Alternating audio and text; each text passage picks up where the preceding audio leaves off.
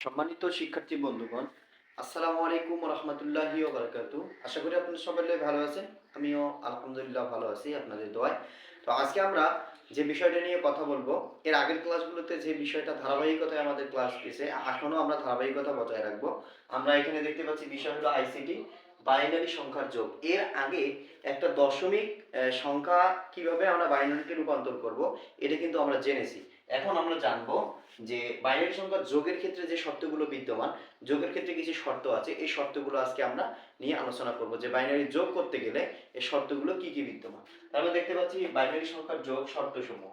শর্তসমূহ হচ্ছে 0 + 0 অর্থাৎ 0 + 0 যদি হয়, তাহলে বাইনারি সংখ্যার ক্ষেত্রে সেটা হবে হলো 0 হবে, সেটা 0 হবে। তাহলে 0 আর 0 যদি আমরা যোগ করি, তাহলে বাইনারি সংখ্যার ক্ষেত্রে সেটা আমরা 0 লিখব।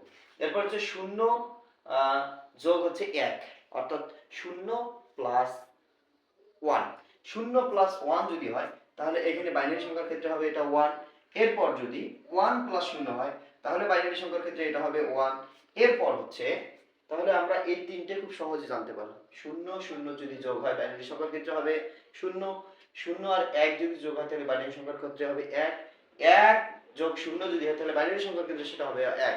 এখন 1 আর 1 যদি আমরা যোগ করি, অর্থাৎ 1 আর 1 যোগ করলে হবে হলো 0, অর্থাৎ কেরি, অর্থাৎ ইংরেজিতে এটাকে কেরি বলা হয়।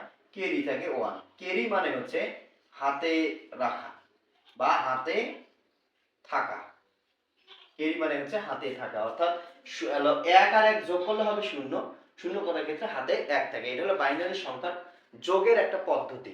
তাহলে আশা করি এই পদ্ধতিটা সকলের ভালো লেগেছে। যদি ভালো লাগে অবশ্যই লাইক, কমেন্ট, শেয়ারের মাধ্যমে আমাদের পাশে থাকবেন। আমাদের ফেসবুক পেজগুলো ফলো করবেন, ইউটিউব চ্যানেলটি সাবস্ক্রাইব করবেন এবং আপনাদের মন্তব্যগুলো অবশ্যই কমেন্টের মাধ্যমে জানাবেন। আসসালামু আলাইকুম ওয়া রাহমাতুল্লাহি ওয়া বারাকাতুহু।